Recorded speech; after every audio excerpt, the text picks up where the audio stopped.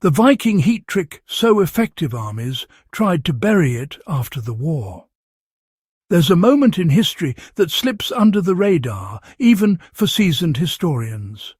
A moment where ancient ingenuity collided with modern warfare, and the result was so effective, so stubbornly reliable, that military officials later tried, quietly, to push it out of civilian reach. This isn't myth.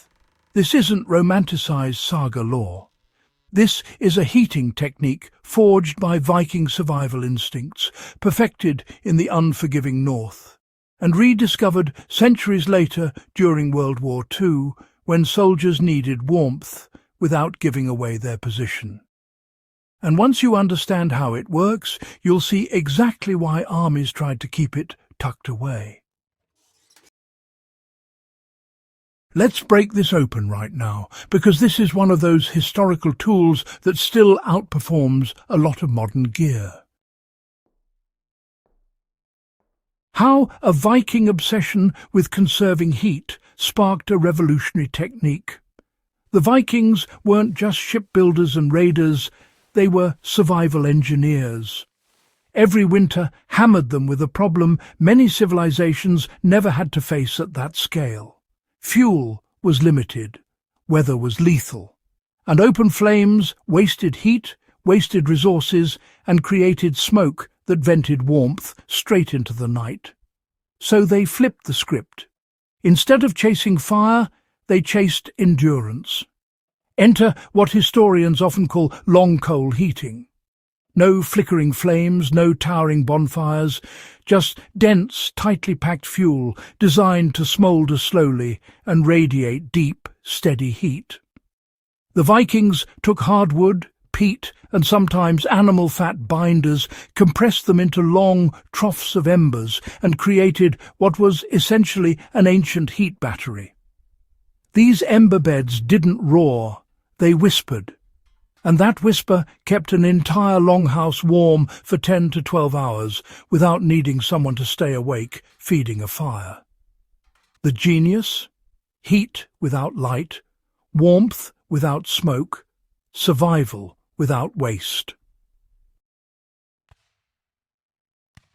Why World War II armies resurrected the Viking method. Fast forward centuries. Soldiers scattered across frigid front lines needed heat badly, but they also needed to stay hidden. Flames reveal positions. Smoke gets you shelled. In the chaos of World War II, commanders sifted through old field manuals, old engineering notes, and old Nordic records. And there it was, the Viking solution. They adapted it with wartime materials. Compressed wood dust bricks, tar-soaked canvas, charcoal layers. When packed together, these created military-grade silent heaters that burned long, hot, and low visibility. And the results? Well, almost too effective. Soldiers could stay warm through bitter nights without ever needing to tend a fire. Forward units, you see, became less dependent on supply lines. Small groups could operate for days in cold terrain without revealing themselves through smoke or flame. After the war, several regions issued restrictions on civilian use of these long-burn trough heaters. Officially, it was because of fire hazards, but unofficially, it was because they made field units a little too self-sufficient. Powerful heat, low risk of being spotted, and honestly extremely fuel efficient. No wonder officials raised a few eyebrows. The secret behind the system is oxygen control. A proper ember bed isn't simply a pile of glowing coals. It's a controlled environment where oxygen drops low enough to prevent flames, but stays high enough to allow slow, steady smouldering. The Vikings, well, they mastered this through density and insulation.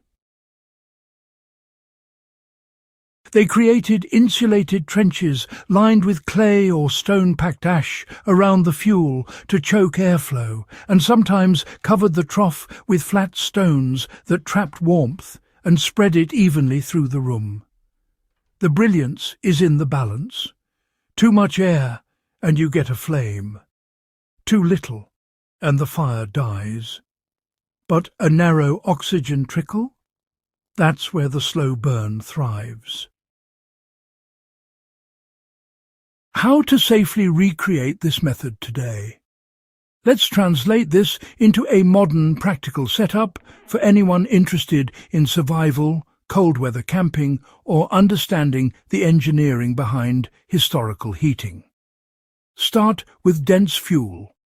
Hardwood lump charcoal is your best modern equivalent because it smoulders consistently.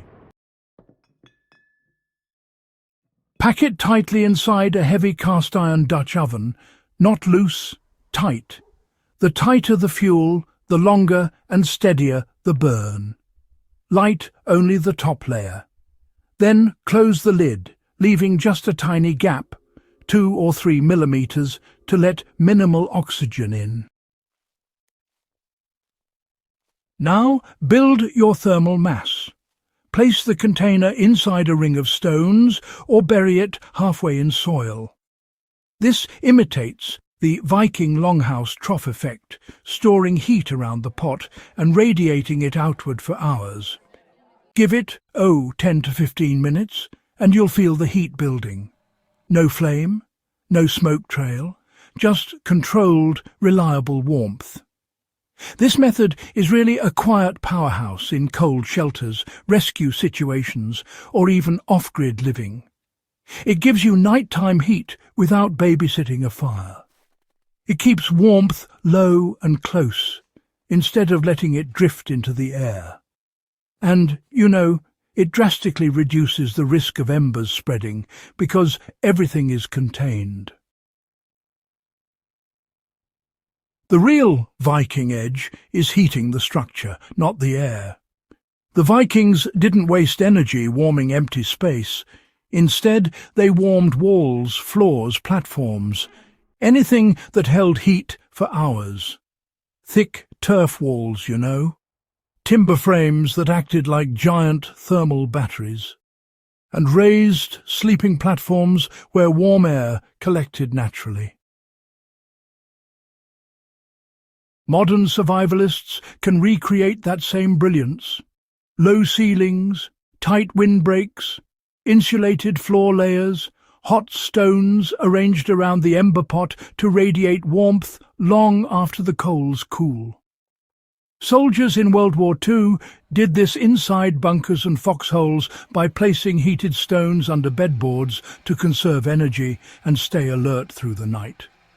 Ancient engineering, modern execution, same effectiveness. Why this matters for survivalists and serious historians. This isn't nostalgia. It's a reminder that pre-modern cultures built solutions that still outperform modern gadgets in certain conditions. When electricity fails, or fuel is scarce, or stealth matters, low-tech mastery takes the crown. The Vikings built endurance, not spectacle. And when the pressure of World War II demanded stealth and efficiency, armies reached back into history because the old method was still unmatched. Learning this is more than gaining trivia. It's recovering a piece of practical historical intelligence that can keep you warm when everything else fails. If you enjoyed this deep-cut survival history and want more battle-tested knowledge with real-world application, make sure you subscribe to HistoryHQ and share this with someone who loves powerful, underrated history that still works today.